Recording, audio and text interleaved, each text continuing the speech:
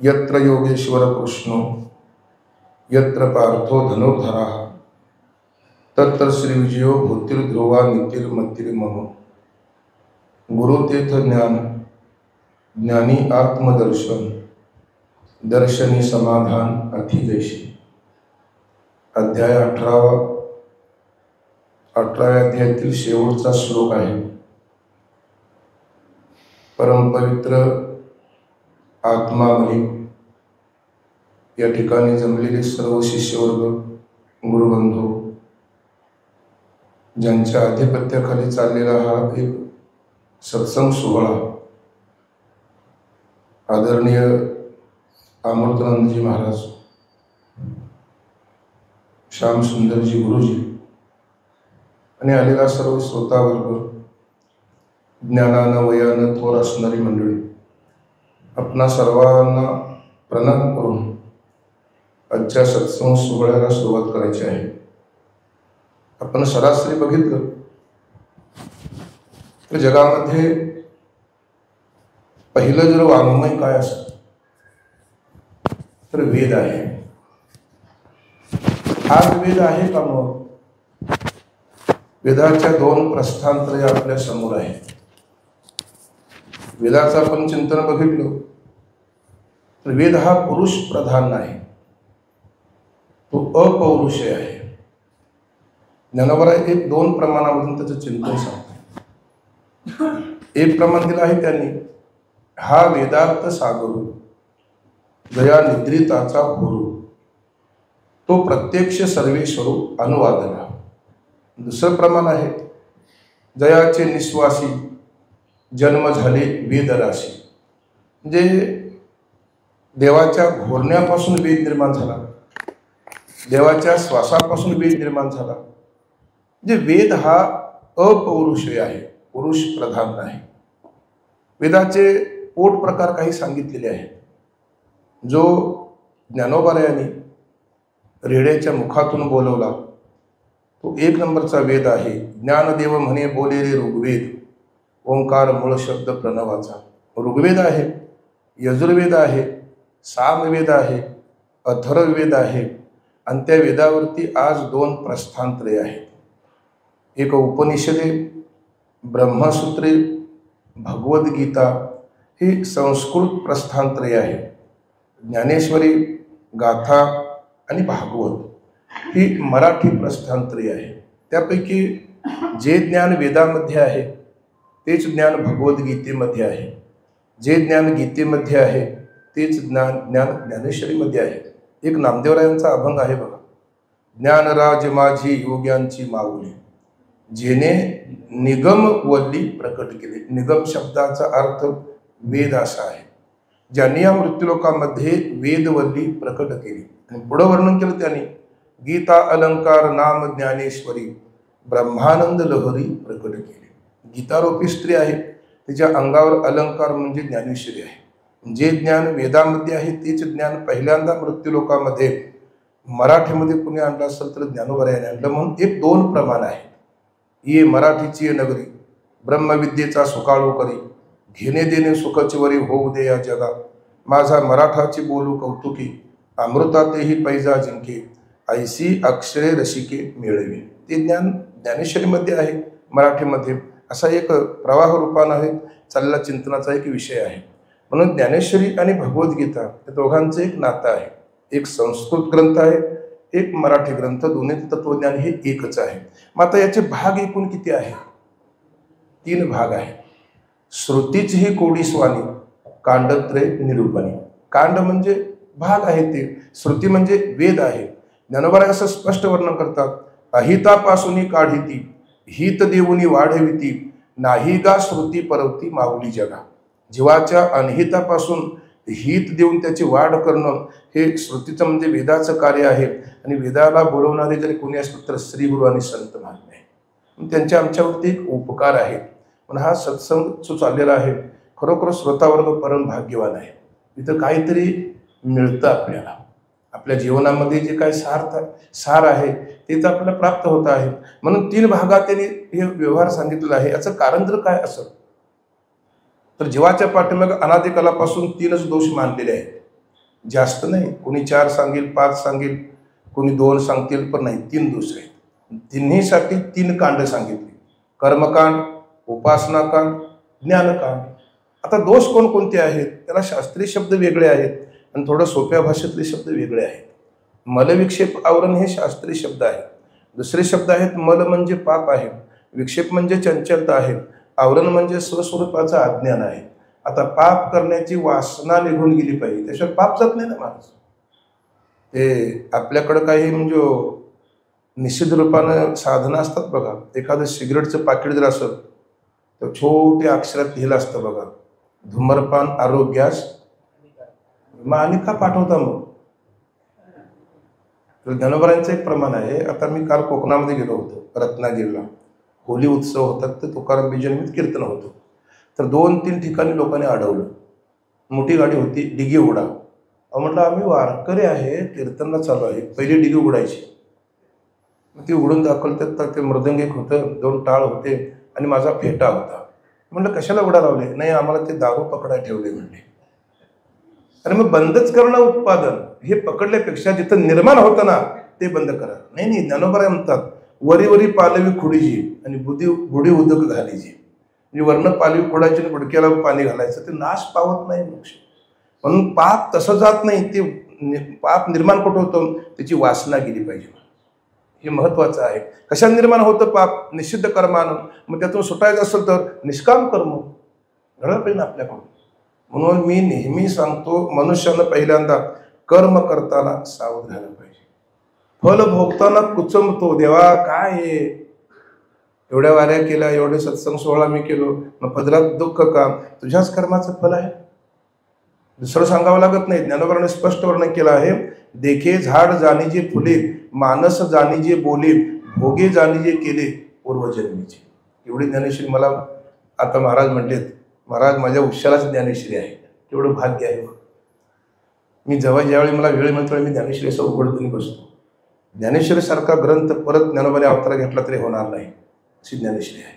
नवरस भरवी सागरू, करवी उचित रत्नांचे आगरू, भावार्थाची गिरीवर निपुजवी माये, साहित्य सोनियाची या खाणी, उघडवी देशीयेची एक शोनी, विवेक वल्लीची लावणी हो देई सैन. असं 12 त्यांनी वर्णन केलं आहे. तात्पर्य, निषिद्ध कर्म, विहित कर्म हे जर आपण बघितलं तर आमच्या साखरे महाराजांच्या म्हणण्याप्रमाणे जवळजवळ पहिले 6 अध्याय भगवंताने अर्जुनाला कर्मच सांगितलेलं आहे.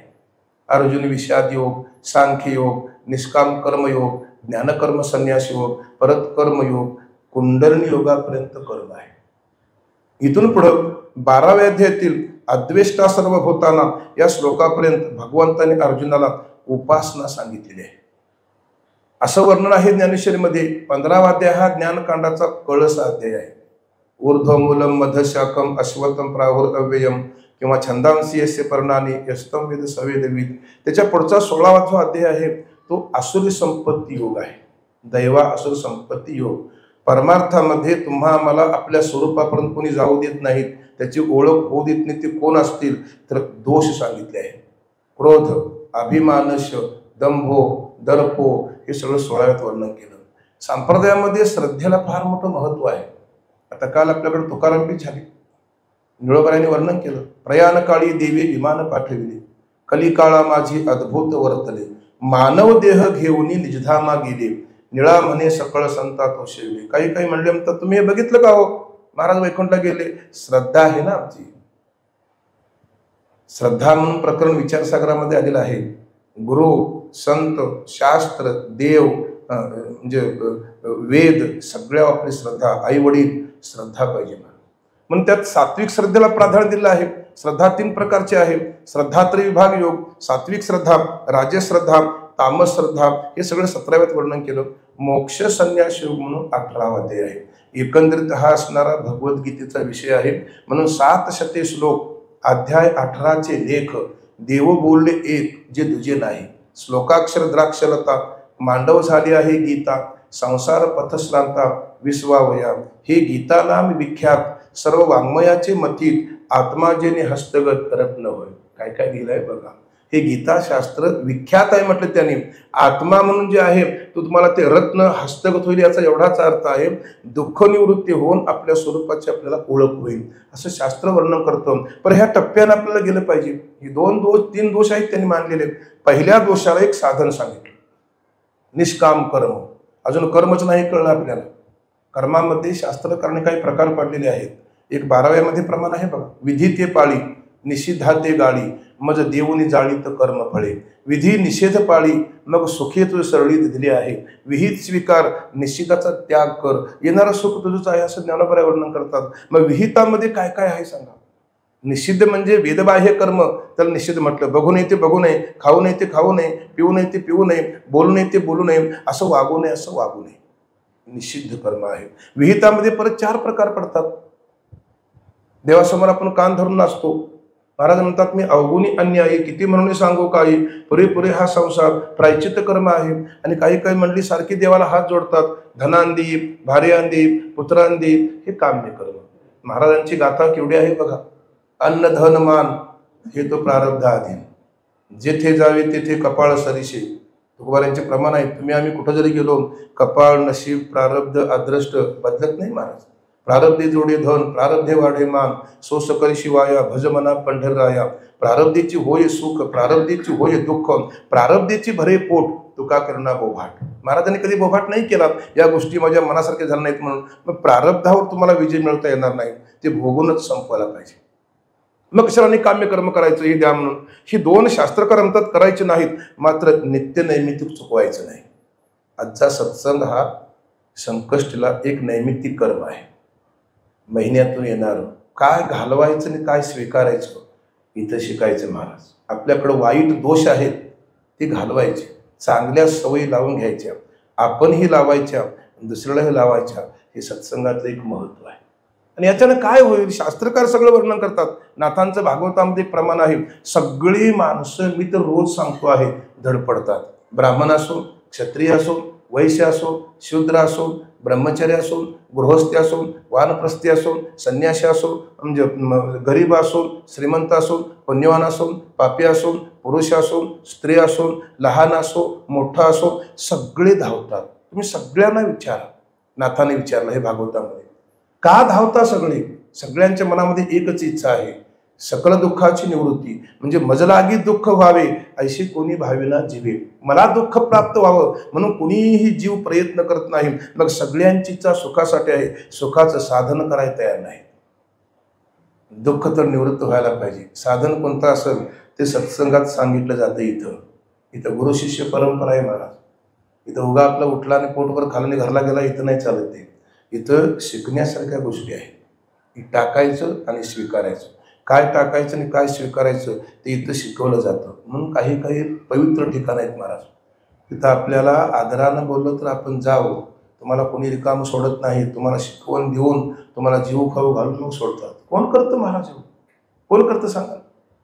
माणसाला एकामेकावर बोलायला वेळ नाही आपल्या कुटुंबातून. बघा मी तर परवा पंढरपूरपासून आलो. एकाला म्हटलो गडबडीत चालला होता, अरे बाबा थांब थांब म्हटलं, चल ना पंढरपूरला. हो बुवा इथं मराय सवड नाही आम्हाला, तुम्ही पंढरपूरला बोलता काय. एवढी माणसं गुंतलेली आहे.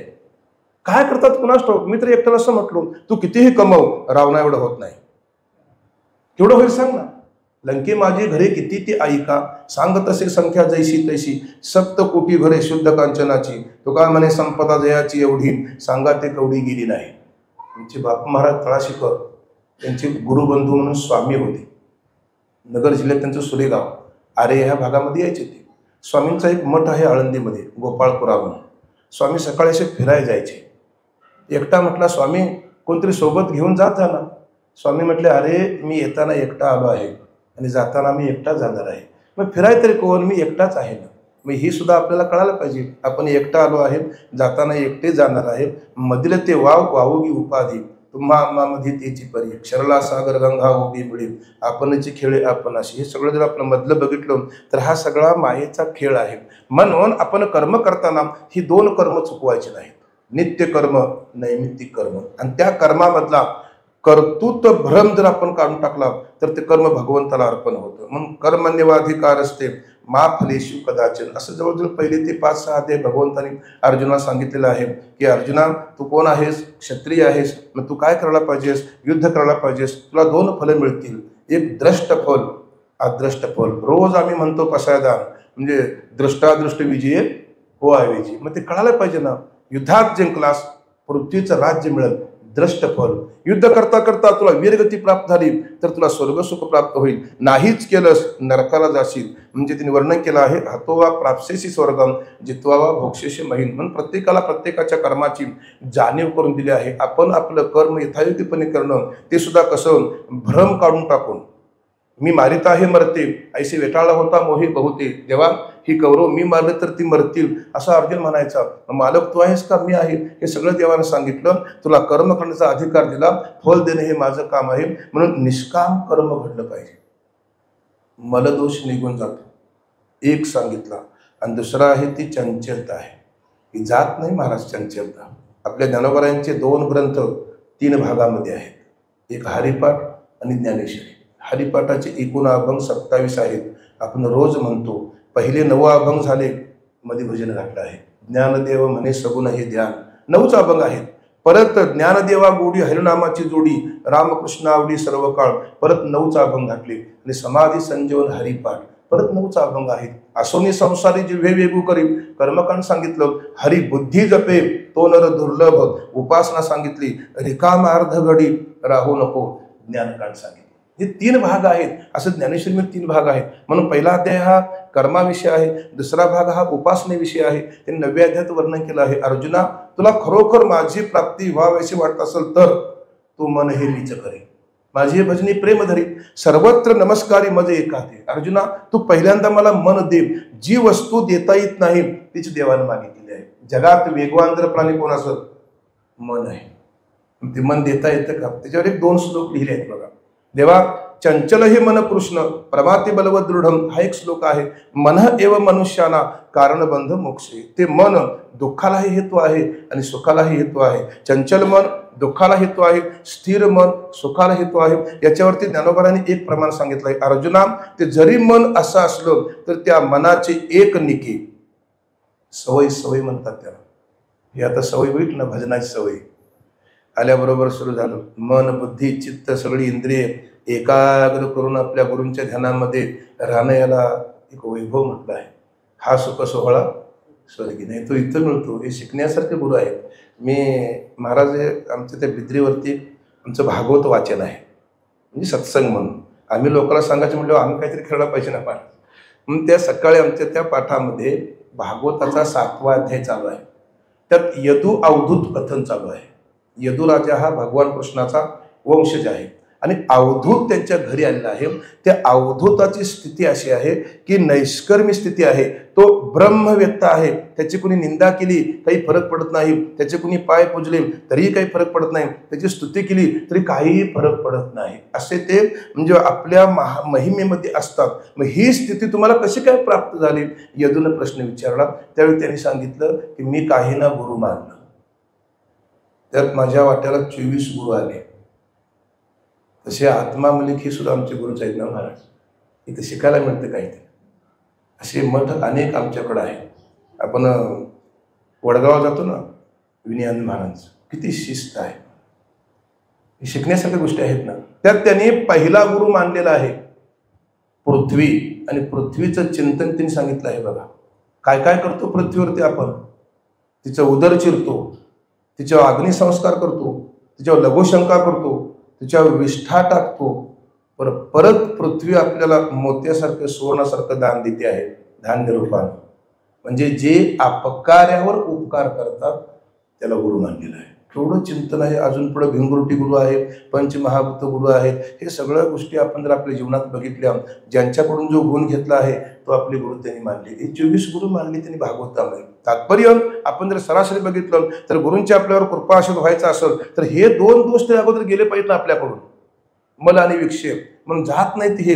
विक्षेप म्हणजे चंचलता. त्यांनी सांगितलं आहे या मनाचे एक निके, गोडीची ठाया सोके, अनुभवची कौतुक सुखे दावित जायचे.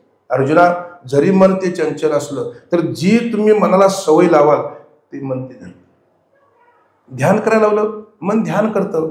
भजन करा म्हटलं मन भजन करतं, लोकांची निंदा करा म्हटलं तरी मन निंदा करतं, काही तक्रार करत नाही. पण तुम्ही जी सवय लावणार त्यावर अवलंबून आहे ते. म्हणून जगामध्ये असा एकच प्राणी आहे, त्याला बुद्धीचं स्वातंत्र्य आहे, मनुष्य. तो आम्हाला मिळेल ना, किंमत नाही मला त्याला. आमचे साखरे महाराज सांगतात, मनुष्याला त्याच्या अधिकारापेक्षा 100 पटनं जादा दिलेला आहे. कमीच वाटतं आपल्याला, कमी वाटतं ना. केवढा अधिकार आहे. आहार निद्रा भय मैथून सर्व योनिशी समसमान परी मनुष्य देहीचे ज्ञान अधिक जाण सर्वता उद्धवा. या मृत्यूलोकामध्ये सगळ्यांना 4 गोष्टी मी समान दिल्या. कोणी नाही असा प्राणी, त्याला आहार लागत नाही, निद्रा नाही, भय नाही, प्रजा उत्पत्ती करत नाहीत, कोणी नाही असं. पण मनुष्य देहीचे ज्ञान अधिक जाण सर्वथा. बुद्धीचं स्वातंत्र्य फक्त तुम्हा आम्हाला आहे. त्या मनाला काय सवय लावायची ते आपलं आपण ठरवायचं.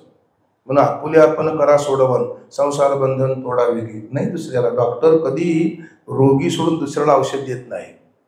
ज्याला रोग आहे त्याला औषध आहे. मग आम्ही दुःखरूप आहोत तर ते सगळं सत्संगामध्ये सामील करून व्हायला पाहिजे, आपणच व्हायला पाहिजे ना. आपुले आपण त्यांनी म्हटलेलं आहे. तात्पर्यातलं म्हणजे अनंत जन्माच्या निष्काम कर्मानं निष्काम उपासनेनं चंचलता निघून गेली. भरपूर चिंतन सांगितलं. एक अभंग आहे बघा आपल्याकडं. हरिपाठ झाला की आपण म्हणतो नाम संकीर्तन साधन पैसोपे जळतील पापे जन्मांतरीची नलगती सायास जावे वनांतरा सुखे येतो घरा नारायण. याचे पुढचं प्रमाण फार महत्वाचं आहे. ठाईच बैसोनी करा, हे जमायला पाहिजे. याला उपासना. आधी बसायला शिकलं पाहिजे. कसं बसावं, काय बसावं. आमच्या संप्रदायात सरळी बसत नाहीत महाराज, इथं मात्र बरोबर बसतात. शिकवण आहे, शिकवणी बराच फरक आहे महाराज. ते आम्ही बघितलं. महाराजांनी हे लावले म्हणून काही बोलायचं नाही. नाहीतर नाम सप्ताहामध्ये मला थोडं इथं वाढ म्हणतोय. दुसऱ्यांना वाढायला शिका ना पहिल्यांदा. आधी तुम्ही वाढा, नंतर तुम्ही जेवा. हे वैभव आहे आपल्याकडं. नाही महाराज एवढी गडबड, कधी पोट नाही भरलं अशी वागतात. असा नाही शिकवण आपल्याकडं. काय काय वर्णन केलं आहे त्यांनी. जे हात दिले आहेत ना, ते टाळी कराय, उपकार कराय, एखाद्याच्या खांद्यावरलं ओझं कमी कराय, हे दिले आहेत हात. हातीताळ दिंडी मुखी नाम गाणे गजर होतो बहुमोठ्याने नाही निवडले थोर लहाने नका निजो भिकेच्या भेनीला. काय काय वर्णन केलं. तुका म्हणे फार थोडा तरी पर उपकार वर्णन केलं साधू संतांनी. म्हणून हे दोन्ही दोष निघून गेले पाहिजेत. निष्काम कर्मानं निष्काम उपासनेनं चंचलता निघून गेली. म्हणून ठाईच बैसुनी करा एक चित्त आवडी अनंत आळवावा. उपासना आपल्याकडून घडली पाहिजे. म्हणून ध्यान आपल्याकडे पाहिजे महाराज, ध्यान पाहिजे. योगी आमचे महाराज सांगायचे 6 महिने अखंड समाधीमध्ये अन्नपाणी त्यागून राहतात. कसं काय राहतात ते बघायला पाहिजे. नाथमारांचा शेवटचा अभंग आहे भागवताचा, हरिपाठाचा. मुद्रा ती 5वी लावून या लक्ष. त्यातली मुद्रा म्हणजे काय आहे बघा. त्या 10 मुद्रा आहेत जवळजवळ भागवतामध्ये चिंतनाला आहे. त्यातली पहिली मुद्रा आहे ती खेचरी मुद्रा आहे. एक अभंग आहे बघा. पहिलं मेरूच्या शिखरी एक योगी निराकारी मुद्रा लावणी खेचरी प्राणायामी बैसरी तिने सांडविनी काया. असं पुढे त्या अभंगाचं वर्णन आहे. कधी खेचरी मुद्रा कशी आहे तिचं वर्णन केलं आहे साधू संतांनी. हे अवघड आहे महाराज सगळं. पण त्यामध्ये साधनेत राहून ती योगी आनंदात राहतात महाराज. जगाचा विसर पडला पाहिजे. तुकोबारांचं एक वाक्य आहे, निंदी कोणी मारी वंदी कोणी पूजा करी म्हणजे हेही नाही तेही नाही वेगळा दोही पासून. महात्म्याचं लक्षण आहे. असं असेल तर तो आमचा उद्धार करील. नुसताच नावाचा महात्मा काही कामाचं नाही ना. म्हणून 2 दोष निघून गेले साधनाद्वारा. आवरण निवृत्ती होत नाही. मनोमार्गे गेला तेथीची मुकला. म्हणून साधन चतुष्टय संपन्न युक्त अधिकारी परमार्थामधला श्री गुरूंच्या सेवेचा अधिकारी आहे. ही साधनं आपल्याकडे का आहेत का नाही ते आपलं आपण बघायला पाहिजे. साधने एवढी लोक नको म्हणतात महाराज. फल तेवढं हवं आहे, साधन नको. साधन करायला पाहिजे. अंतरंग साधनं 4 आहेत. त्यातलं पहिलं साधन आहे श्रवण. ऐकायला शिकलं पाहिजे, ऐकायला शिकलं पाहिजे. 9विधा भक्तीमध्ये 1 नंबरची भक्ती कोणती असेल तर श्रवण भक्ती आहे. 4थ्या अध्यायाच्या शेवटी 2 ओव्या आहेत बघा.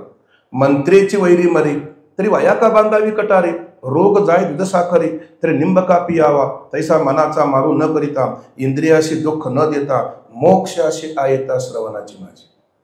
एवढं श्रवण पाहिजे. आता ते षडलिंगपूर्वक त्याचे पुढे भरपूर चिंतन सांगितलं. श्रवण मनन निधिध्यासन तत्वम पदार्थ शोधन ही अंतरंग साधनं आहेत. बहिरंग साधनामध्ये पहिलं साधन कोणतं असेल विवेक आहे. सारखा मनुष्याकडे विवेक पाहिजे. म्हणजे महाराज एक वाक्य सांगायचे, सदा विचारये तस्मात् जीव जगत परमात्मा. सारखा मनुष्याने विचार करावा, जीव कोण आहे, जगत कोण आहे, परमात्मा कोण आहे. जीवाची व्याख्या विचार सागरकर्त्यांनी केलेलीच आहे.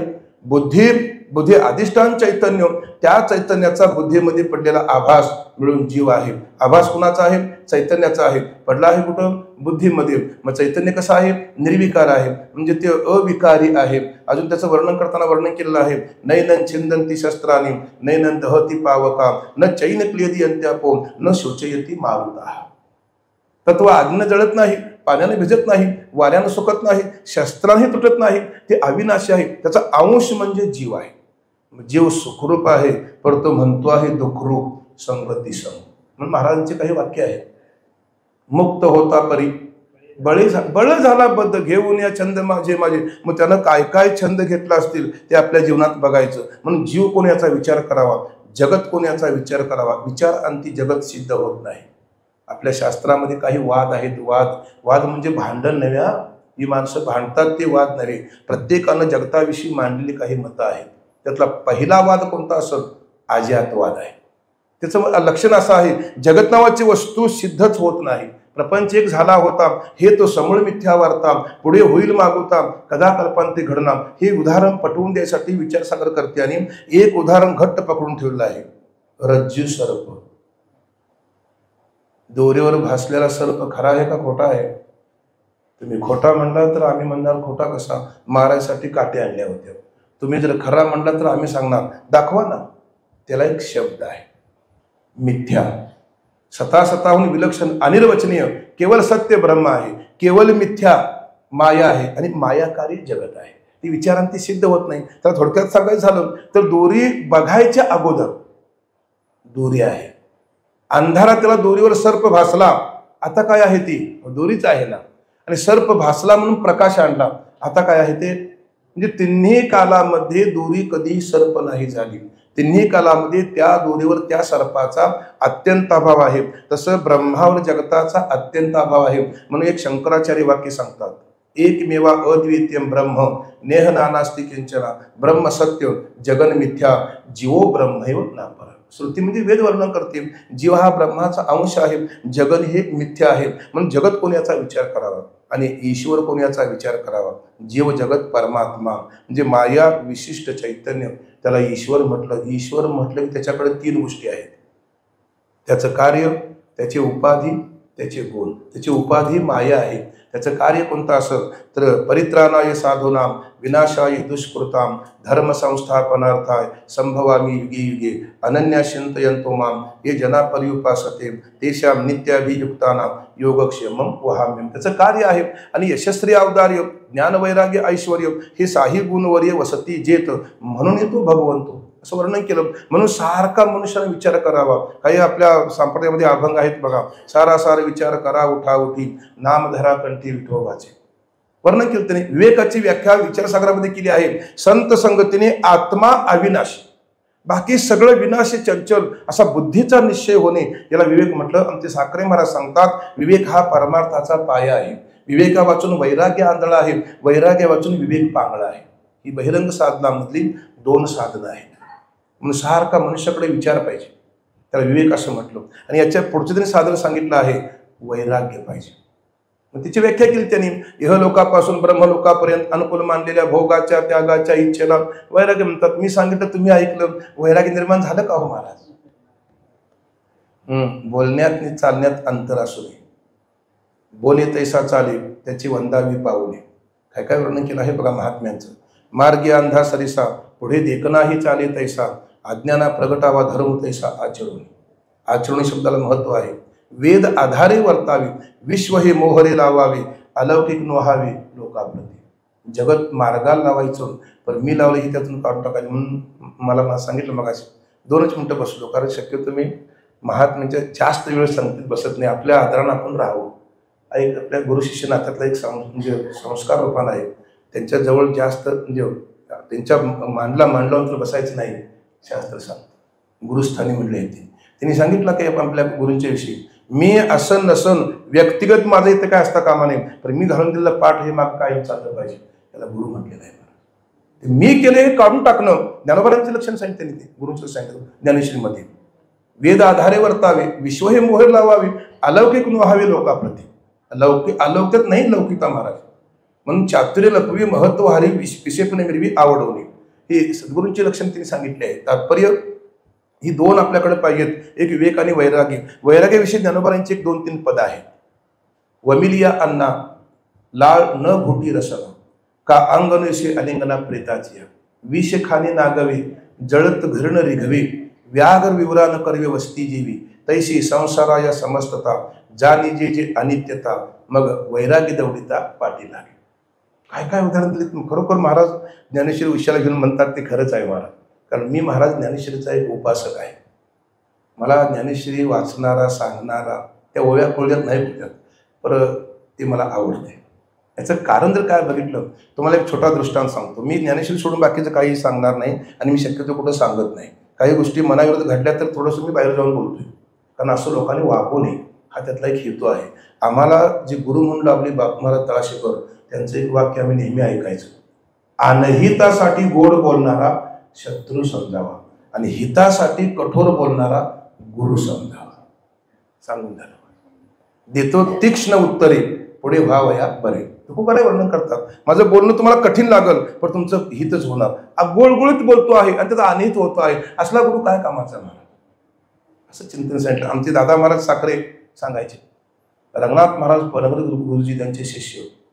माझा रंगा जर बोलायला लागला तर असा दगडासारखं बोलणार, दगड जर लागला तर हुक भरते ना, असं गुरुजींचं बोलणं परखड असायचं.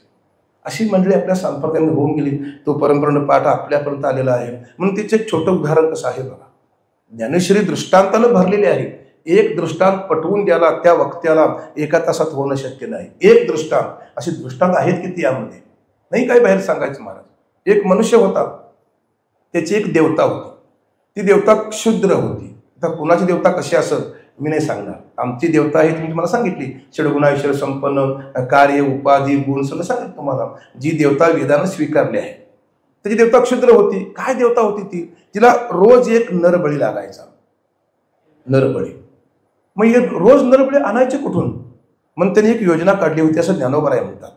आपल्या घरात एक पंगत वाढायची आणि पंक्तीमध्ये एक विषाचं पात्र करायचं. जो तो सेवन करणार तो निघून जाणार, तो नरबळी देवतेला मिळणार. कुठं शोधायची गरज नाही ना. मग रोज ती पात्र वाढायचा. मग काही लोकांना हे ठाऊक होतं, तेवढं पात्र चुकवून बसायचे.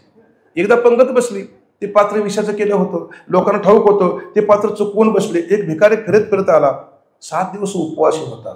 तो म्हटला इथं काहीतरी नक्की मिळणार. आणि बरोबर त्या पात्रावर बसला. तो म्हटलं आता मालक येतील, ते आपल्याकडे काहीतरी म्हणतात ना, केशवा माधवा गोविंदा गोपाळ. एवढं जेवायचं, एवढं जेवायचं. शेजारचा मनुष्य म्हटला भिकाऱ्या तू निघून जा. भिकारी म्हटलं अरे तुझ्या बापाचं आहे का जेवण, सांग ना. वाढणाऱ्याची काही तक्रार नाही, मला खाऊ दे ना पोटभर, मी 7 दिवस उपवास आहे. भिकाऱ्या निघून जा. शेजारचा मनुष्य म्हणतो नाही जात नाही. म्हटला शेवटी त्यानं सांगितलं ते शेजारच्यानं, भिकाऱ्या अरे हा काय दाता नव्हे अन्नदाता, याची एक क्षुद्र देवता आहे, त्याला कोणी ते देवतेला एक नरबळी लागतो, त्याला कोणी मिळत नाही. म्हणून त्यांनी योजना काढली, आपल्या तिथे एक पंगत वाढतो आणि पंक्तीत विषाचं पात्र करतो आहे. तुझ्या वाटेला आला आहे, तुझ्या पात्रावरचं अन्न बघ, माझ्या पात्रावरचं अन्न बघ. मग भिकाऱ्याने बघितलं तो उठून पळू लागला. मालक आले, अरे भिकाऱ्या 2 घास खा, आता खाईल का सांगा. विष रांधली रस सोय, जेवणारा ठाऊके होय, तै ते ताच सांडून जाय जयाप्री, तैसी संसारा या समस्तता, जाणी जे जे अनित्यता. ज्यावेळी या संसाराची आपल्याला अनित्यता पटल त्यावेळीच मग वैराग्य देवडीता पाठी लागेल. ते वैराग्य आपल्या पाठीमागून येईल. वैराग्याकडे आपल्याला जावं लागत नाही. आता वैराग्याविषयी भरपूर वर्णन केलं आहे. आपल्याकडे रविवारचे अभंग आहेत बघा, रविवारचे अभंग हे आमच्या वारकऱ्यांनी पाठ पाहिजेत. सोमवारचे अभंग, मंगळवारचे अभंग. पाठांतर कमी आला, आता साधना कमी आली. आयुष आराम असं माणसाला नुसतं पाहिजे. म्हणजे दुःख एवढं नको, सुख हवं आहे. साधनं कर ना, साधन करायला नको. परमार्थ सोपा वाटतो, भक्ती ते कठीण सुळावरची पोळी. परमार्थ हा नव्हे लिपुराच्या गोष्टी, आधी व्हावा कोटी अनुताप. अनुताप व्हायला पाहिजे ना. तर काल बीज झालं, काय काय वर्णन केलं त्याने. बरे झाले देवा निघाली दिवाळी, ही शेवटच्या क्षणाची वाक्य आहे. हे बोव सांगायला बरं आहे महाराज. आचरणात यायला पाहिजे. बोल बोलता वाटे सोपी, करणी करिता टिरी कापी, नव्हे वैराग्य सोपा रे, मग बोलताना वाटे खरी. बोलण्यातलं वैराग्य वेगळं आणि आचरणातलं वैराग्य वेगळं. म्हणून त्या रविवारच्या अभंगामध्ये खेळ्यामध्ये एक वर्णन केलं आहे, ब्राह्मणाचे पोर एक खेळाशी भ्याले. किती पोरं? सगळी नाही, कोणी ब्राह्मण असते तर माफ करा, ही संतांची भाषा आहे. एकच पोरगा आहे. आईच्या उदरामध्ये 12 वर्षे होते शुकाचार्य, बाप आणि गुरु एकच व्यासमुनी. आणि हा किती सगळं चिंतन भरपूर पुढं आहे. पण त्यांच्याकडे एवढं वैराग्य होतं, वैराग्यामध्ये शुकाचार्य म्हणजे मोठे होते ते. असं वैराग्य पाहिजे आपल्याकडं. आणि मग त्यांनी सांगितलं आहे, 2 दोष निघून गेल्यानंतर ही सगळी साधनं आपल्याकडे पाहिजे. समाधी षटकामध्ये 6 साधनं सांगितली: शम, दम, श्रद्धा, उपरम, समाधान, तितिक्षा, मुमुक्षत्व, कर्म, उपासना. एवढं पाहिजे. मनोनिग्रह म्हणजे शम. अजून निग्रह नाही आपल्याकडं.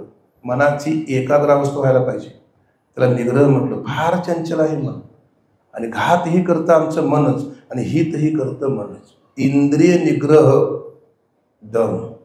मग वेद, गुरु, संत, शास्त्र, देव, श्रद्धा. शम, दम, श्रद्धा. कोणत्याही कार्यामध्ये विधी पाहिजे, विधीने स्वीकार पाहिजे, विधीने त्याग पाहिजे, म्हणजे श्रद्धा. उपरम म्हटलं. शीत उष्ण रोग कष्टा वाचून सहन करणं, तितिक्षा. आणि सारखी तळमळ पाहिजे. काय मी उद्धार पावेन, काय कृपा केलं नारायण, ऐसे तुम्ही सांगा संतजन, करा समाधान चित्त माझे, कै ऐशी दशा येईल माझे अंगा, चित्त पांडुरंगा झुरत असे, याला मुमुक्षत्व म्हणतात. मग ती 2 साधनं सांगितली. हे 2 दोष निघून गेलेला साधन चतुष्टय संपन्न युक्त अधिकारी तो परमार्थमधला ज्ञानाचा अधिकारी आहे. आणि मग त्याला सांगितलं आहे गुरूंच्या शोधात राहायचं म्हणून. गुरु कसे असावेत महाराज? श्रोत्रिय, ब्रह्मनिष्ठ, कृपाळ. गुरूंची व्याख्या केली आहे. 6 शास्त्राचा अध्ययन झालेला, शिष्याच्या शंकेचं निरसन करता येणारा श्रोत्रिय. असो ऐसा कोठे आठवची नाही, देहीची विदेही भोगोदशा. ब्रह्मनिष्ठ. ब्रह्मनिष्ठ नवा, ते भर्मिष्ठ म्हणून एक शब्द आहे बघा, इथं ब्रह्मनिष्ठ म्हटलं आहे. आणि सहज बोलणे हित उपदेश, करुणी सायास शिकविती. कृपाळ होता. हे ज्यांच्या अंगी गुण आहेत त्यांना सद्गुरू म्हटलेलं आहे. म्हणून काही सद्गुरूंचा सहवास थोड्या प्रमाणात आम्हाला लाभला. आम्ही त्या मठामध्ये असतो वडगावच्या. ती विनयान महाराज सांगायचे, महाराज आपली कुणी निंदा केली आपण त्याची करायची नाही. काय शिकवण आहे हो? आपला कुणी द्वेष केला आपण त्याचा करायचा नाही. आपला कुणी मत्सर केला आपण त्याचा, एक सद्गुरूंची शिकवण तुम्हाला सांगावी. आपला कुणी हेवा केला आपण त्याचा करायचा नाही. आणि हीच तर मंडळी सद्गुरूंनी संतपदाला पोचले आहेत ना. अपकार्यावरती उपकार करतात. जगाच्या कल्याणा संतांच्या विभूती, देह कष्टविती पर उपकारे, येत उपकारासाठी आले घर ज्या वैकुंठी, धन्य ते संसारी दयावंत जे अंतरी, ज्यांचा आवडता देव अखंडित प्रेमभाव, संसाराच्या नावे घालून या शून्य, वाढता हा पुण्य धर्म केला. हे महात्म्यांची लक्षण आहे. याला सद्गुरू म्हटलेलं आहे. म्हणून 2 ठिकाणी वर्णन आला आहे ज्ञानेश्वरीमध्ये. तद्विधी प्रणिपातेन परिप्रश्नेन सेवया, उपदेक्षन्ति ते ज्ञानम, ज्ञाननाहा तत्वदर्शिना. ते ज्ञान पैगाबरवे, जरी मनियाथे आणावे तरी कोणाया भजावे, संताया भजावे म्हटलं आहे त्या ठिकाणी. आणि 15व्यातला 15वा श्लोक आहे, सर्वशिचाहम हृदय सन्निविष्टो मतस्मृती ज्ञानम अपोहनम च, वेदेश सर्वरहमेव वेद्यो वेदांत कृत आदिदेवचाहम. भगवान वाच आहे, अर्जुना एरवी सर्वांच्या हृदय देशी, मी सगळ्यांच्या हृदयामध्ये आहे. मी अमुक आहे ऐशी, मी अमुक अमुक म्हणून कोणतरी एक आहे जी मी अमुक आहे ऐशी, ते वस्तुगामी असं वर्णन केलं. मी त्याचं स्फुरण बघाल, मी ते तोच आहे म्हटलं. पर कळ नका संता सवे वसता, योग ज्ञानी पैसता, गुरुचरण उपासिता वैराग्यशी. गुरूंची सेवा वैराग्यानं घडली पाहिजे, हेतू ठेवून नाही महाराज. गुरु शिष्य परंपरा फार मोठी आहे. काय देतात गुरु तुम्हाला? नसलेलं देत नाहीत, आहे तेच देतात. आणि हे चिंतन पाठीमाग नव्याध्यामध्ये आलं आहे बघा. एक 4 दृष्टांत त्यांनी दिले. ज्ञानेश्वरी कशी आहे बघा. दूध पवित्र आणि गोड आहे, राहतं कुठं ते पाशी त्वचेची या पदरा आड. आयुष्यभर गोचिड बसला बाहेरल्या बाजूला, दूध आत आहे, नाही मिळत दूध रक्त पितो. कमळ फुल कधी खडका उगवत नाही, ते चिखलात उगवतं. त्या चिखलाच्या बुंद्याला बिवडूक बसला आहे, आयुष्यभर बिवडूक बसला कमळाच्या बुंद्याला. चिखलच पदरात, मकरंद सेवन करून भोंगा निघून गेला. निदैवाच्या परिवरी लोह्या रुतल्या हाती सहस्त्रवरी, परी तेत बैसुनी उपवासो करी का दरिद्री जी आहे. ज्ञानोबा पुढे प्रश्नचिन्ह निर्माण करतात. घरात धन पुरून ठेवलेलं आहे, धनावर बसला आहे, याला श्रीमंत म्हणावा, उपवास करतात, याला दरिद्री म्हणावा, धनावर बसला आहे, तैसा. आता सिद्धांत सांगितला, हृदयामध्ये मी रामू, याला सुखरूप म्हणावा तर सुख बाहेर शोधतो आहे, याला दुःखरूप म्हणावा तर सर्व सुखाचा आराम आत आहे. कशामुळं? भ्रांताशी कामो विषयावर. आणि हे भ्रांत बुद्धी घालवायचं कोण काम करत असतील त्यांना श्रीगुरु म्हटलं. बाकीचं काही करत नाहीत ते. एक मला छोटं उदाहरण सांगतो. आमचे महाराज सांगायचे कशा वय आहेत बघा. शेतकरी होता, शेतकऱ्यानं काय केलं, तुमची शाळवाची कापणी केली म्हणा, सोयाबीन काढलं, रस्त्यावर वाळत घातलं. त्या दिवशी आभाळच आलं सगळं, ऊन नाही. महाराज लोकांना सांगायला आला काय करायचं हो, आम्ही वाळत घालायला, ऊन आलं नाही, आभाळ आलं आणि 4 वाजता वादळ सुटलं, सूर्यकिरण पडली. लोकांना सांगायला लागला का असं ना, वाऱ्यानं उपकार केले आणि मला काय आणून दिला? सूर्य. असं कुठं असतं का सांगा. ज्ञानोबा म्हटले वाऱ्यानं काही नाही केलं, वारा आभाळाची फेडी वाचून सूर्यात येणं घडी. वाऱ्यानं सूर्याच्या आडाने आभ्र काढायचं कार्य केलं. सद्गुरू काय करतात, तुमच्या आमच्या स्वरूपाच्या आड असणारं अज्ञान असेल, अविद्या असेल, भ्रम असेल, काय काय जे आहे ते सगळं निघून गेलं की आम्हाला आमच्या स्वरूपाची ओळख होती. मग मी कोण आहे? मी महाराज म्हणणार नाही, तो मग मी श्रीमंत म्हणणार नाही, मी रूपवान म्हणणार नाही, मी गरीब म्हणणार नाही, मी उंच म्हणणार नाही, मी ठेंगणा म्हणणार नाही, मी वासुदेव तत्वता, अशी अनुभूती येते. मग हा जर वासुदेव आहे, दिसणार समोर कोण आहे हे समजते. श्री वासुदेव ऐसा प्रतिदर्शाचा होतला भाव, भक्ता माझे राव ज्ञानिया तोची, हे विश्वची माझे घर, ऐशी मती दयाची स्थिर, किंबहुना चराचर आपण झाला. हे वर्णन 12व्या अध्यायामध्ये केलं आहे. ही सगळी म्हणजे आपल्याला म्हणजे जर स्थिती प्राप्ती व्हायची असेल तर गुरूंचं कार्य आहे. म्हणून साधन चतुष्ट संपन्नयुक्त अधिकारी त्याला यथार्थ गुरु भेटले पाहिजेत म्हणून इथं तिने वर्णन केलं आहे. कारण हा शेवटचा श्लोक संजयाचा आहे आणि पहिला श्लोक आहे तो धृतराष्ट्राचा आहे. भगवद्गीतेमध्ये 4 संवाद आहे. धृतराष्ट्र, संजय, अर्जुन आणि भगवान. पहिला श्लोक काय आहे? धर्मक्षेत्री कुरुक्षेत्री समवेतायुत्सवा मामका पांडवाश्च व किम कुर्वत संजया. संजय हे माझ्या बंधूची मुलं, दोघांची मुलं कुठे गेली? युद्धासाठी गेली. कुठे गेली? धर्मक्षेत्रे. क्षेत्र म्हणजे ठिकाण आहे. ठिकाण कसलं आहे? धर्माचं आहे. मग विजय कुणाचा होणार? धर्मानं वागणाऱ्यांचा म्हणा की. धर्मानं कोण वागले? कौरव वागले का पांडव वागले? बघा इथंच गीतेचा आशय सांगितलं त्यांनी. ज्यांनी धर्म सोडला त्यांचा पराभव आहे. मग कसं मनुष्यानं वागावं? धर्मानं वागावं. ज्यांनी धर्म सोडल्याचं काय झालं आहे? आमचे महाराज सांगायचे 12वं अर्जुनानं केलेलं आहे. कुणाचं? कौरवांचं. कुणा कशाचं फल आहे? अधर्माचं फल आहे. मग इथं धर्म शिकवला जातो. महाराज माझं तेही माझं, दुसऱ्या तेही माझं म्हणणं हा धर्म आहे का अधर्म आहे? अधर्म आहे. म्हणून धर्म तिथे युद्ध धर्मा ठिकाणी होतं हे त्याला कळलं ना. तो सगळी गीता संजयाने सांगितली, जी देवाला सांगितली अर्जुनाला ती सांगितली, तरी तो म्हणतो आहे संजया बस कर तुझं. अरे हे युद्धाचा प्रसंग आहे, तू म्हणतोस तू देव असा सांगतो आहे, तो अर्जुन ऐकतो आहे, कशाला सांगतो आहेस? युद्धात विजय कुणाचा होईल हे सांग. मला असं वाटतं माझ्या मुलांचे सैनिक 11 अक्षविणी, पांडवांचे 7 अक्षविणी. आमच्याकडे सगळे आचार्य आहेत, द्रोणाचार्य, भीष्माचार्य, कृपाचार्य. आमचे सैनिक 11 अक्षविणी, 100 माझी मुलं. पांडवांचं काय सांगणार? नक्की मला विश्वास ठाम आहे माझ्या मुलांचा विजय होणार. पर राहत नाही मला तुझं भविष्य सांग.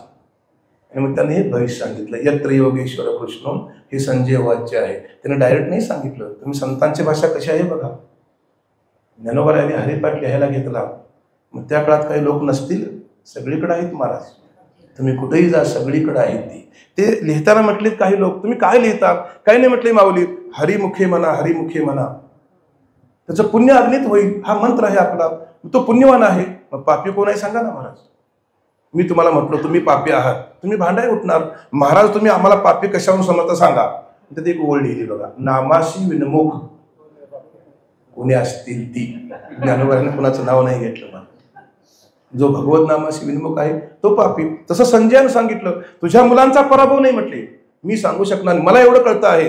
चंद्र तेथे चंद्रिका, जिथं चंद्र आहे तिथं चांदणे आहेत. शंभू तेथे अंबिका, जिथं शंकर आहे तिथं पार्वती आहे. संत तेथे विवेका. आता आणि परत विवेक शब्द आलाय. जिथं संत आहेत ना त्या ठिकाणी आत्मानात्म विवेक असतो. सार काय आहे, असार काय आहे, हित कशात आहे, अनहित कशात आहे, धर्म कशाला म्हणायचा, अधर्म कशाला म्हणायचा, पाप कोणतं, पुण्य कोणतं, ग्राह्य काय आहे, त्याज्य काय आहे, विहित काय आहे, निश्चित काय आहे, याला आत्मानात्म विचार म्हटला आणि याचं नाव सत्संग आहे. तुम्ही भाग्यवान श्रोते आहात. येताय नाही प्रत्येक संकष्टीला, मलाही काही माहिती नाही. मी वर्णन करून जायचं आणि तुम्ही राहायचं घरी. येत चला, काय कमवणारा, काय संघ आणलंसा, जाताना काय नेणारा सांगा ना महाराज. हे न्यायचं इथलं विचार आपणही घ्यायचं आणि आपल्या समाजात पेरायचं. संतांची भाषा आहे, किंबहुना सर्व सुखी पूर्ण होऊनी तीही लोकी. हे आत्मा मलिकचं हे ध्येय आहे. सगळे सुखी व्हावेत. सर्वत्र सुखी न संतु सर्वे संतु निरामया सर्वे भद्राने पश्यंतु मा कश्चित दुःख मापनुया. कुणीही दुःखी राहता कामा नये, सगळे सुखी व्हावेत. सुखी आपलं स्वरूप आहे, तर सगळ्यांना त्याची ओळख व्हावी म्हणून एक एक वक्ता संकष्टला असतो. आपल्या आपल्या ज्ञानाच्या परिणाम तुमच्या अज्ञान अविद्या जायचं काम करतात. मनुष्य सुखी व्हावा. आज आनंदुरी आज आनंदुरी. तुका म्हणे खातो आनंदाचे लाडू, नका चर पुढे घ्या रे तुम्ही. सर्व सुख ल्यालो सर्व अलंकार, आनंदे निर्भर डुलत असो. अशी अवस्था प्राप्त व्हायला पाहिजे. यासाठी ही साधनं सांगितली आहेत. आणि त्यांनी पुढे सांगितलं, मग मला हे सगळं कळतं, आत्मानात्म विचार पाहिजेत. म्हणजे त्यांनी वर्णन केलं आहे. आणि त्यांनी पुढे सांगितलं, मग गुरुतेत ज्ञान, ज्ञानी आत्मदर्शन, दर्शनी समाधान, अतिदर्शन. जिथं गुरु आहे त्या ठिकाणी म्हणजे स्वरूपाचं ज्ञान प्राप्त होतं. त्याला ब्रह्मज्ञान म्हटलं, त्याला मोक्ष ज्ञान म्हटलं, अनेक शब्द आहेत. त्याला आत्मज्ञान म्हटलं. मग आता नाही ते सांगितलं का आहे ते सांगितलं? नाही ते कसं सांगतील महाराज? आहे तेच सांगितलं ना. जीवाची व्याख्या मी सांगितली. जीव हा ब्रह्मरूप आहे, पण त्याला ब्रह्मरूप वाटत नाही. अनादिकालचे संस्कार आहेत. कारण अमृतानुभवाच्या पहिल्या प्रकरणामध्ये 6 गोष्टी सांगितल्या. अनादि, ब्रह्म अनादि, माया अनादि, जगत अनादि, ईश्वर अनादि, जीव सुखरूप असून आपल्याला दुःखरूप समजतो अनादि. म्हणून एक भागवतामध्ये प्रमाण आलेलं आहे, अनादि संसार मालेच्या ठाई नित्य विषय सेविले पाही, जडवून राहिले चित्ताची ठाई नाना विषय सेविता. किती वर्षापासून नाही जीव आपल्या स्वरूपाला विसरला आहे. सुखरूपासून दुःखरूप मानतो आहे अनादिकालापासून. त्या जीवाला म्हणजे उपदेश करून जीवाला आपल्या स्वरूपाची ओळख करून देणं श्री गुरूचं कार्य आहे. एकदा का ओळख झाली त्याला परत पुनरावृत्ती नाही. काय काय लिहिलं आहे बघा त्याने. नाना गेली अंतराळा वन्हीची या ज्वाळा, नाही तप्त लोहोनी जळा निघणे जीव. दिवी मलसी एकवट, जे ज्ञानी झाले का चोखट, तया पुनरावृत्तीची वाट मोडली का. याला शास्त्रीय शब्द आहे सकल दुःखाची निवृत्ती आणि आपल्या स्वरूपाची प्राप्ती, परमानंदाची प्राप्ती. मग प्राप्ताची का अप्राप्ताची प्राप्ती, काय अनुभव आहे? तुम्ही ऐकणारे म्हणले आहात. अप्राप्ताची प्राप्ती कशी असेल? प्राप्ताचीच प्राप्ती आहे. विचारसागरामध्ये एक उदाहरण आहे. सुतार सुतार काम करतो, त्या लाकडावर एगोट्या मारतो आणि पेन्सिल ठेवतो कुठं? अख्खं घर शोधलं पेन्सिलसाठी. पेन्सिल होती कुठं? कुठं गेली असेल, कुठं गेली असेल, कुठं गेली असेल, कुठं गेली म्हटला आणि कानाला हातवाला सापडली म्हटला. गेली होती कुठं सापडायला? जवळच होते ना. त्या मध्यंतरच्या कालामध्ये त्या कामगाराला त्या पेन्सिलचा भ्रम झाला. तसं अनादिकालापासून आम्हाला आमच्या स्वरूपाचा भ्रम झाला आहे. हे भ्रम काढायचं कार्य कोण करतात? श्री गुरु करतात महाराज. म्हणून भ्रांत अशी कामविषयावर. आणि मग ते जर असा भ्रम निर्माण झाला तर त्यांनी पुढे वर्णन केलं, तैशी अहममतीची लवड सवडी माते न पवतीची बापुडी, म्हणून जन्म मरणाचे दुतडी ढवळती ठेली. पुनरपि जननम पुनरपि मरणम पुनरपि जननी जठरे शयनम इह संसारी खडुस्तरी कृपया पारे पाहे मुरारे उपजेती नाशे नाशिले पुनरपि दिशी. तुका म्हणी माळ गुंतली राहाटी जन्माला ये न जाणं. सुख आहे का दुःख आहे? तुम्ही कुणालाही विचारून बघा. मी रोज विचारतो, बुवा रामराम बरं आहे ना? कुठलं बरं महाराज, काय सळलं नाही. एकही असा भेटत नाही मी सुखी आहे मी सांगणार. कशामुळे? एक संगत बरोबर नाही, आपल्याकडे विचार नाहीत, गुरूंचं सानिध्य प्राप्त होत नाही, आशीर्वाद घ्यावा अशी इच्छा निर्माण होत नाही, कुठेही सत्संगाला जावं असं वाटत नाही. मी त्या बाकड्यावर बसलो एक अर्धा तास. तिथे कोणतरी आजोबा होते. मी म्हटलं अजून कसे काय आले नाहीत 6:15ला? तर ती म्हणले येतात म्हणले, नंतर भरपूर गर्दी असते. कशाला? मग मला जेवायला. ती सगळीकडेच आहे म्हणजे इथंच नाही. ती वास्तविक गोवा याच्या अगोदर हजर राहायला पाहिजे. नाहीत महाराज येत ते. मी ती बेळगाव भागात बघितलो. 7 ते 9 कीर्तन ठेवलं की पाऊणला माणसं येतात. आरती झाली की पंगत. 9 ते 11 कीर्तन ठेवलं, जीवन आपल्या आपल्या घरी पळतात. ऐकावासी इच्छा होत नाही ना महाराज. सारखी तळमळ पाहिजे. माझा कधी उद्धार होईल, मला कधी सद्गुरू भेटतील, मला सत्संग कधी लाभल. तळमळ पाहिजे महाराज, तळमळ. त्याला अधिकारी म्हटलं आहे. तळमळ आपल्याकडे कमी पडते महाराज. आणि त्याचं ध्येय प्राप्त होत त्याला. मग प्रत्येकाचं ध्येय काय असेल तर दुःख निवृत्ती सुखाची प्राप्ती. याला शास्त्रीय शब्द आहे कारणसह वर्तमान दुःखाची निवृत्ती आणि आपल्या स्वरूपाची प्राप्ती. ही जगात कोणी करून देत नाही, फक्त गुरु. आणि ते गुरु आपल्याला कळवून देतात. म्हणून प्रमाण आहे बघा, गुरु कृपेविन शास्त्र हाती नशिवे. गुरूंची कृपा पाहिजे. एकूण 4 कृपा शास्त्रकारांनी सांगितल्या आहेत. एक ईश्वर कृपा, गुरुकृपा, शास्त्रकृपा, अंतकर कृपा. पहिल्यांदा कोणती कृपा आहे? ईश्वर कृपा. मी ईश्वर कृपा व्हायचं असेल तर शुद्ध अंतकरण नको. मग शुद्ध अंतकरण व्हायचं असेल तर नामस्मरण नको. म्हणून ते नामस्मरण आधी घेतलं बघा तुमच्या पेटीवर, जय गुरुदेव. हे नामस्मरण प्रत्येकाचा आपापला भिन्न मंत्र आहेत. आमचे गुरु सांगायचे, पंढरपुरामध्ये कुणी सोलापूरकडून आला, कुणी पुण्याकडून आला, कुणी कोल्हापूरकडून गेला, जायचं आहे कुठं? पंढरपुरामध्ये. कुणी श्रीराम जय राम जय जय राम म्हणतो, कुणी रामकृष्ण हरी म्हणतो, कुणी विठ्ठल म्हणतो, कुणी ओम नमः शिवाय म्हणतो, कुणी जय गुरुदेव म्हणतो, कुणी ओम गुरुदेव म्हणतो. शेवटी हा मंत्र एकच आहे. यानं काय होत असेल तर आपली अंतःकरण शुद्धी होती. शुद्ध अंतःकरणामध्ये ईश्वराचं प्रतिबिंब उमटतं. याला ईश्वर कृपा म्हटलं. ईश्वराचं कार्य आहे गुरूंची भेट घालून देणं, याला गुरुकृपा म्हटलं. नामदेवरायांच्यावर देव जेवत होते, गुरुकृपा नव्हती ना महाराज. त्याला औंढ्याला पाठवलं, सगळ्यांना माहिती आहे. तिथं विसोबा खेचर होते, सगळं झालं. ते परत आले, वारी घडली म्हणून तिने मामदं केलं. मामदं म्हणलं की आपल्याकडे पोळ्या असतात. देव म्हटलं याला गुरुकृपा झाली का बघू. मग नजर चुकवून त्या पोळ्या पळवल्या. नामदेवराय तुपाची वाटी घेऊन पाठ लागले. पांडुरंगा कोरड्या खाऊ नको, कुत्र्यात दिसला, अजून माणसात दिसत नाही आम्हाला. गुरुकृपेचं फल काय सांगू आम्ही? गुरुकृपा होय होय एवढी सोपी आहे का गुरुकृपा? ती नाथांचं एक चरित्र आहे. वैशाख महिन्यामध्ये दुपारी 12 वाजता महादेवाचे भक्त कावडी भरून पाणी गंगेच्या काशी विश्वेश्वरला घालत होते. पार्वती माता म्हटली, भोलेनाथ बघा तुमचे भक्त, अहो एवढ्या उन्हातून चालले ते. महादेव म्हटले, पार्वती गुरुकृपावान कोणतरी एखादा. हे सगळं फुकट आहे का मग? एवढे उन्हात राहून चालले ते. थांब म्हटले जरा. तिने रूप पालटली. गाढव झाले महादेव आणि एका स्त्रीचं रूप घेतलं पार्वती मातेनं. ते गाढव असं उन्हात लोळतं आहे, तोंडाला फेस आला आहे, हे कावडे घेऊन चालले आहेत. ती पार्वती माता रूपी स्त्री म्हणती, अहो तुम्ही कुणाचे भक्त? कोणाचे म्हणजे? महादेवाचे. थोडं गाढवाला द्या ना. ही एवढ्या लांबनं गाढवासाठी नाही आणलेलं, ते काश्य पिंडी होतं चालू आहे. त्यात आमचे नाथ महाराज होते. त्यांनी पहिले कावड खाली उतरली, गाढवाला पाणी दिलं. गाढव म्हणजे महादेव होता. त्या बाईला पाणी दिलं म्हणजे ती पार्वती माता होती. त्या गाढवात देव दिसला. गुरुकृपेचं फल आहे. तुम्ही कुठंही जगात फिरा, कितीही प्रयत्न करा. मी तर रोज सांगतो लोकांना.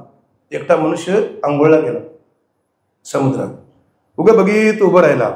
ही लाट गेली की मग आंघोळ करणार, ती लाट गेली, ही लाट गेली की मग अहो लाटा बंद नाहीत महाराज.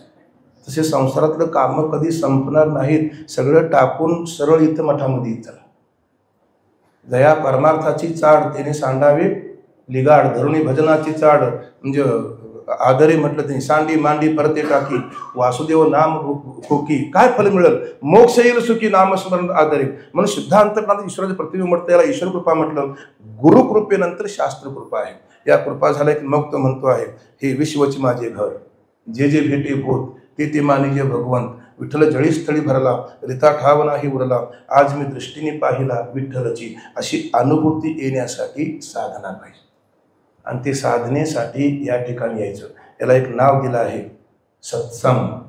काय सत्संग म्हणायचं? एकमेकाचे विचार एकमेकांना जाणून घ्यायचे. म्हणून 24 गुरु सांगितलेत. माझा पहिला गुरु झाला, अजून वाचन पुढं आहे. मी वाचतोय भागवत. तुम्हाला दुसरं उदाहरण सांगतो. त्यांनी कुमारिका गुरु केली आहे. कुमारिका पूर्वीच उदाहरण दिलं आहे नाथाने. एका मुलीचं लग्न ठरलं होतं. अचानक घरी पाहुणे आले. आता ती लाजाळ होती त्यावेळी. नाथ महाराजांनी वर्णन केलं. मग बाहेर पाहुण्याला काहीतरी नाश्ता करायला पाहिजे. त्यावेळी पोहे असं काही नव्हतं उपीट. कांडायचं ते वहनामध्ये मुसळानं साळी. मग ती कांडायसाठी बसली. हातात बांगड्या होत्या. मग त्या बांगड्यांचा आवाज यायचा. मग ती म्हटली लज्जा निर्माण झाली, मीच कसं काढू? मग ती एक एक बांगड्या काढल्या. सगळ्या काढावं तर अहो लग्न ठरलंय, अशुभ आहे ना. 2 बांगड्या राखल्या. 2 करताना ते वाजायच्या. जिथं 2 आहे त्या ठिकाणी भांडण आहे. अद्वैत बोध म्हणजे आत्मस्वरूपाचं ज्ञान होणं. तुझे जव जव घडेल तव तव संसार भय जोडे, हे आपले तोंडी बोलती वेद. वेदाचं एक मनोगत आहे. द्वैत शिल्लक राहतं तोपर्यंत दुःख आहे. अद्वैत बोध प्राप्त होणं यालाच त्यांनी म्हटलं आहे आपल्याला आपल्या आत्मस्वरूपाची ओळख होणं. आणि ते कोण करून देतात? श्रीगुरु करून देतात ना. त्या श्रीगुरूंची सेवा आपल्याकडून घडली पाहिजे. मग तनु मनु जीवी चरणाशी लागावी, अगरवता करावी दास्य सकळ. मग अपेक्षित जे आपुले तेही सांगती कुशिले, जेणे अंतःकरण बोधले संकल्प नाही. ते अंतःकरण परत संकल्प करत नाही. ही गुरूंची कृपा आहे. म्हणून कृपा कटाक्ष निहाळिले आपुल्या पदी वैसवले. हे गुरूंचं कार्य आहे. म्हणून गुरुतीर्थ ज्ञान त्यांनी म्हटलं ज्ञान प्राप्त होतं. ज्ञानानं काय होतं? आत्मदर्शन होतं. विठ्ठल विस्तारला जनी, सप्तही पाताळे भरून विठ्ठल व्यापक तरी भवनी, विठ्ठल मुनी मानसी, हे ज्ञान प्राप्त होतं, आत्मदर्शन. मग दर्शनी समाधान अतिदेशी. ज्याला आत्मदर्शन झालं त्याचं निघून जातं काय, हळहळ निघून जाते. म्हणून एक अभंग आहे तुकोबारायांचा, भक्तीचे ते वर्म जयाचे हाती, तया घरी शांती क्षमा दया. ज्याला भक्तीचं वर्म सापडलं त्याच्या घरी, म्हणजे या घरी, सर्वागती राम, इथं शांती पाहिजे महाराज. आत्मा मलिकांचं चित्र बघितलं की असं शांत वाटते महाराज. इथं गडबड नाही, गोंधळ नाही, लय बडबड सुद्धा नाही. तर महाराजांचं मी ऐकते पत्री वडगावमध्ये, असं निर्मळ, असं न गडबड करता. आम्ही काय करतो तासात पुरं करायसाठी सगळं गडबड करतोय, पण महाराजांचं असं नाही. ह्या सुद्धा गोष्टी शिकण्यासारख्या आहेत ना महाराज. जीवनात कधी गडबड असू नये. आमचे महाराज आम्हाला सांगायचे, तुझ्या अधिकारापेक्षा जास्त तुला काही मिळणार नाही, परंतु कितीही पळ, बांधून दिले प्रारब्ध. दुधानं किती जरी आंघोळ घातली कावळ्याला, तो पांढरा होणार नाही ना. ललाटेचे लिहिले न मोडिता काही केले. मग तू काय कर, दोन गोष्टी आहेत, एक अदृष्ट आणि एक प्रयत्न. दुसऱ्या दोन गोष्टी आहेत, एक प्रपंच आणि एक परमार्थ. बरोबर याच्या आम्ही उलट करतो. परमार्थ हा प्रयत्नावरती आहे. सत्संगाला जावं लागत, प्रवचन कीर्तन ऐकावं लागत, भजन म्हणावं लागत, शुद्ध होतं ना अंतकरण. इथं प्रयत्न आहे. तिकडं तुम्ही नाही जरी केलं तरी होत असतो, कारण अदृष्ट आहे. आम्ही काय करतो, परमार्थ लावतो अदृष्टावरती आणि प्रपंच लावतो प्रयत्नावरती. महाराज केल्याशिवाय कसं होणार, वायरला चल, आमच्या नशिबात वायर नाही, मी इकडं लावतो नशिबात नाही, तिकडं म्हणतो हे सगळं उभं केलं ना, हे आम्ही केले, काय करायचं सांग ना. काही करता येत नाही महाराज. त्याला त्यांनी अदृष्ट म्हटलं आहे. हे अदृष्ट मानून तुका म्हणे घालो तयावरी भार, वाहोवा संसार देवा पायी, ठेविले अनंते तैशीचे राहावे, चित्ते असो द्यावे. समाधान कुठल्याही बाजारात मिळत नाही. मनाची एकाग्र अवस्थेचं नाव समाधान आहे. म्हणून यांनी वर्णन केलं या ठिकाणी, गुरुतेत ज्ञान, ज्ञानी आत्मदर्शन होतं. ज्यांना आत्मदर्शन झाले त्यांचे वर्णन केलं आहे ज्ञानेश्वरीमध्ये. अमानित्वम, अदंभित्वम, अहिंसा, शांती, आर्जवम, आचार्य उपासनम, शौचम, स्थैर्यमात्म विनिग्रह. तरी कोणीही विषयीची साम्य होणे न रुचे, संभावितपणाची ओझे जया, अतिलेची गुणवानिता, मान्यपणे मानिता, योग्यतेचे येता रूपांगा, पूज्यता डोळा न देखावी, स्वकीर्ती कानी न ऐकावी, मी अमुक आहे ऐशी नोहाविषयीची लोका. ते सत्काराची गोठी, आदरादेली भेटी, मरणेशसाठी नमस्कारिता, याला सद्गुरू म्हटलेलं आहे. आणि हेच सांगितलं आहे 12व्या अध्यायातील पुढे सांगितलं आहे बघा. तुल्य निंदा स्तुतीर मौनी संतुष्टम येन केनची. तर वर्णन केलं त्याने, जो निंदेते निघे स्तुती नसल्या घे, आकाश न लगे लिपो जैसा. ही सद्गुरूंची लक्षणं आहेत. हे आपल्याकडे जमावं म्हणून त्यांनी काय काय वर्णन केलं आहे बघा. 15व्यातली पहिली ओळी आहे, आता हृदय हे आपुली, चौफाळवणे हा भले, वरी बैसो पावली श्री गुरुची. 12व्यातली पहिली ओळी आहे, जय जय व शुद्धी, उदारे प्रसिद्धी, अनवरत आनंदी वर्षिती. अजून 16व्यातली पहिली ओळी आहे, मा वळविती विश्वाभासू, नवल उदयला चंडांशू, आदव्या अब्जिनी विकासू वंदू आता. आणि पहिल्या अध्यायात त्यांनी भरपूर वर्णन केलं आहे. देवा तोच हे सगळं आपण बघितलं तर मज हृदयी सद्गुरू, जेने तारलो हा संसार करू, म्हणून विशेष अत्यादर विवेकावरील. अजून तिथे एक ओळी आहे बघा, म्हणून जाणतेने गुरु भजिचे, तिने कृतकार्य होईचे, जैसे मूळ सिंचनी सहजे शाखा पलव संतोषते. आपल्या जीवनात जे मायबापाने नाही उपकार केले ते सद्गुरूने केले आहे. वर्णन त्यांचं, बाप न करे ऐशी माय, धर्मी त्यांच्या देखिले पाय, असे काही पद घातले आहेत बघा. आता मायबाप काय करतील, त्याला काही नाही टाकायचं, पण हित नाही ठावे जननी जनका. शिष्याचं हित कशामध्ये आहे तर एक ठाव जर कुणाला असेल सद्गुरूंना. म्हणून त्या भागवतामध्ये महाराज चिंतन आलेलं आहे. ब्रह्म त्याची ओळख कोणी करून दिली, सद्गुरूंनी. मग ब्रह्मथोर का गुरुथोर सांगा मला. काय चिंतन मांडलं आहे भागवतामध्ये. वाचत चला, ज्ञानेश्वरी तुम्ही वाचत नाही असं नाही मला म्हणायचं. तशी तुम्हा आम्हाला जेवढा अक्षराला भूक आहे अन्नाची, तशी विचाराची भूक पाहिजे. त्यातून काही शंका निर्माण झाली महाराजांच्याकडे यायचं, सांगतील तुम्हाला आपल्या गुरूंचं काय ज्ञान, तुमच्यापर्यंत पोहोचवतील ते. शंका समाधान पाहिजे ना आपल्याकडे, अशी भूक पाहिजे महाराज परमार्थामध्ये. त्याने सांगितलं स्वस्वरूपाची ओळख करून देणारे जर कोणी असतील सद्गुरू आहे. ज्याची ओळख करून दिली तो थोर आहे का सद्गुरू थोर आहे. ज्याने ओळख करून दिली तो थोर आहेत महाराज. जगात सगळ्यात थोर जर कोणी असतील सद्गुरू. गुरु हा संत कुळीचा राजा, असे वर्णन केलं त्यांनी. म्हणून त्यांनी वर्णन केलं आहे की गुरु तेथ ज्ञान, ज्ञानी आत्मदर्शन, दर्शनी समाधान अति जैसीव. एकदा का गुरूंच्या कृपेनं आपल्या स्वरूपाची ओळख झाली, त्यांनी कसं प्रमाण दिले आहेत बघा. लवणाची कुंजरी सुदलिया लवण सागरी, होईच ना माघारी परती जैशी, नाना गेली अंतराळा वन्हीच्या ज्वाळा, नाही तप्त लोहून जळ निघणी जीवी. ज्ञानोबांचं प्रमाण आहे ते. मिठाच्या हातून समुद्राला भेटायसाठी गेली, ती पाठीमाग नाही आली. शेकोटी पेटवली, ज्वाळा आकाशामध्ये गेल्या, त्या पाठीमाग नाही आल्या. तप्त लोखंड आहे, त्यावर पाणी ओतलं, ते भरून घेता येत नाही. या गोष्टी परत येत नाहीत. तसं सद्गुरूंच्या कृपेनं जर आपल्याला आपल्या स्वरूपाची ओळख झाली तर तया पंधरावृत्तीची वाट मोडली जातात. ज्ञानोबा म्हणतात, जन्म नाही रे अनेक तुका म्हणे माझी बाग. आणि यालाच शास्त्रीय शब्द आमच्या शास्त्रामध्ये आहे की सकल दुःखाची निवृत्ती आणि आपल्या स्वरूपाची प्राप्ती हे करून घ्या. तीव्र अधिकारी असेल तर कानावचनाची भेटी, सरीसाची पैकी रटी, वस्तू होणोटी कमनोटी एकजून. आणि मंद अधिकारी असेल तर काही थोडा बहुत लागपाठ, करा भक्तिभाव धरा बळकट, तन मन ध्यान द्या लावून या नीट, जरी करण्या गोड शेवटी गा, नाही तरी गा ऐशे करी, या आटा पहारा माझारी, मोठं की निमिषभरी दे तुझा. असं आपण जर करत गेलो तर मुक्कामाला पोचतो. मुक्काम कोणता असेल तर दुःख निवृत्ती आणि सुखाची प्राप्ती. ते सुख सगळ्यांना प्राप्त व्हावं, गुरूंची सेवा सगळ्यांना घडावी, सगळ्यांच्या अंतकरणातील दोष निघून जावे, सगळा समाज सुखी व्हावा, असं गुरूंच्याकडे मागणी मागूया आणि थांबूया. पुंडलिक वरदा हरी विठ्ठल, श्री ज्ञानदेव तुकाराम, वासुदेव हरी.